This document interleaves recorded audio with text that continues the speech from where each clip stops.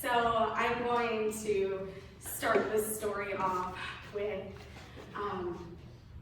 set your expectations low. It's the same preface that I give at all of my hikes. See, as a park naturalist, I lead people on hikes, and they come with expectations that they're going to see something like a deer, or they're going to find a salamander, and I have to remind them, I am not the wildlife whisperer.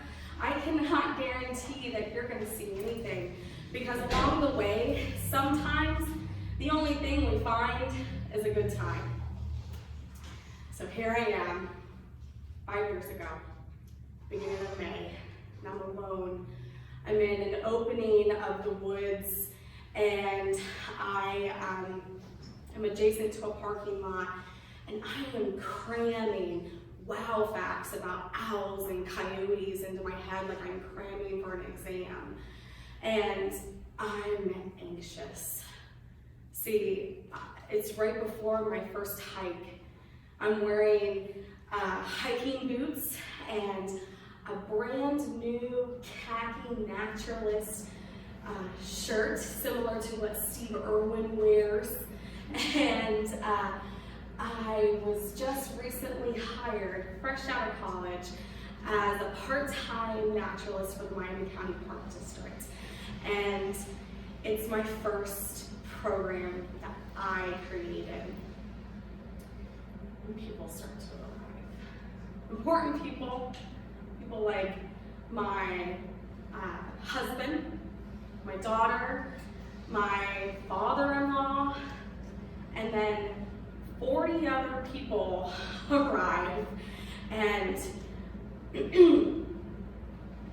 although my resume said that I had previous night hike experience, in reality, that was referring to one other hike as an intern, where on that hike I turned to my husband and I whispered, I don't know where we are. So you can see where at the beginning I feel like my stomach might fall out my butt.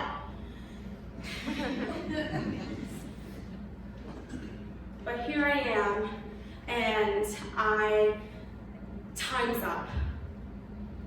The night has settled, dusk has finished. The dew has set on the grass, and the air becomes heavy with the moisture, and at that time, that's when you can really smell the forest. That's when you can smell the earth, and we head into the dark woods without flashlights. We get in, and I decide to stop. Because see, this is owls and howls.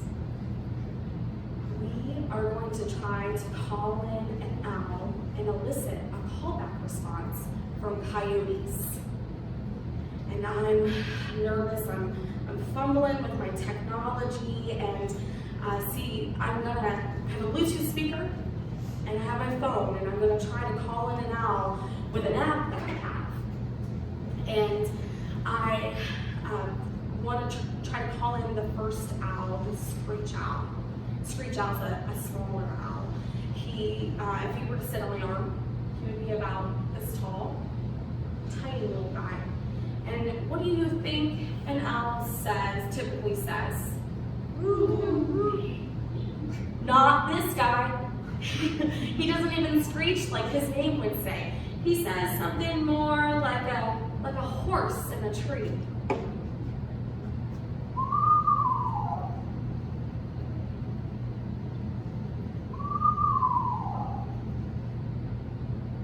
So I send this sound up into the sky with my little Bluetooth speaker.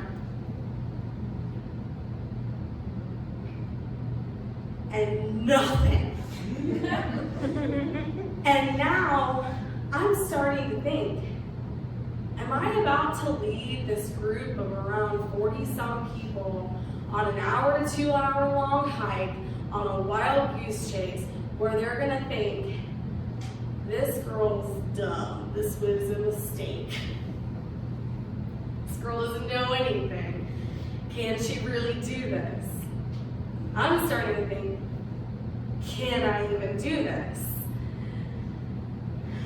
So we continue on, we get a little further in, and so I decide to do a coyote howl. I send that call from my phone into the sky.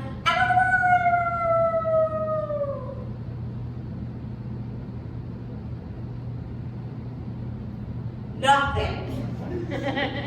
So now I am praying to God, God, please send your owls, do something for me. Actually, don't send the coyotes, because at this point, I'm inexperienced. I don't know much about coyote behavior. I don't know if they're gonna come and attack us. And so as we continue on, now that I've called in the coyotes, every dark, lurking shadow is out there. And I'm wondering, is that the coyote? I don't know. But I persevere on, and we get about 3/4 of the way through. I decide to, let's do another coyote call. And off in the distance, we hear, and it's about a mile away, but I don't care. A wave of relief has washed over me. Praise the Lord. People can walk away from this hike with something that they heard a coyote. Okay. We get to the part of the hike where we're still in the woods, but off in the distance you can see the parking lot through the silhouettes of the trees. And I tell people, I understand it's late. We started around 9 o'clock. See, in May, sunset goes around 9. It's now approaching 11 o'clock. If you need to leave, I understand. But I want to give it one last ditch effort. So I decide to call in the barred owl. The barred owl is a much bigger owl. He would stand about this tall on my arm. And he gets his name because he has these vertical bars on his chest. And he has more of a typical owl sound, and it's much deeper though.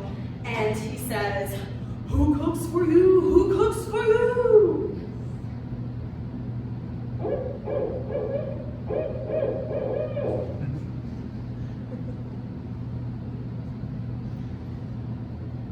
So I send up that call,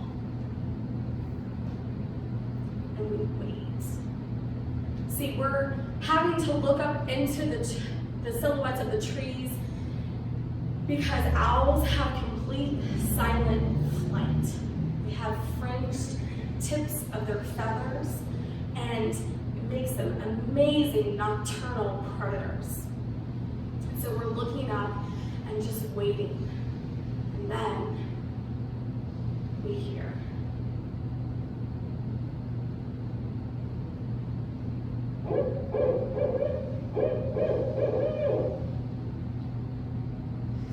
And it gets closer. And it gets closer. And I'm thinking to myself, oh my gosh, this is actually working. And we're looking up into the trees and we're just waiting. He has to be close. He has to be here somewhere. And then we see the silhouette swoop in, and his wingspan takes up the width of the trail, and he lands in a tree right there. And I'm like, excited, and people are gasping, like, and I got the speaker in one hand, and I got the phone in one hand, and I'm looking for my pocket for the flashlight, and I get it, and I turn on, and I spotlight him, and he's right there. And barred owls not only are they a large owl, but they have these giant eyes that take up way too much space in their skull, but they are big, glossy, black eyes, solid black, that when they look at you, it looks like they're going to tear your soul out with their razor-sharp talons. And he's looking straight at me, and I don't know what to do. I've never done this before. So I'm like, I guess I'll play it again. He calls back again, and so I play it back again. And then another owl flies in, and they're swooping over us, and people are excited. And a lady takes me by the shoulders, and she says, "You did it!"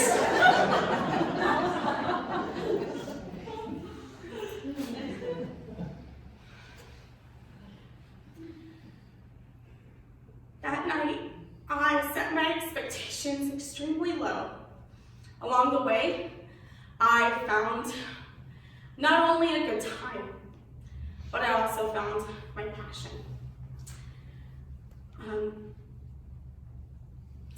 If you would like to join me on my next urban adventure, I have one coming up. It is quite possibly the Super Bowl for me. It is woodcock season. The males have just arrived, and I am having a woodcock walk on next month, Friday the 13th.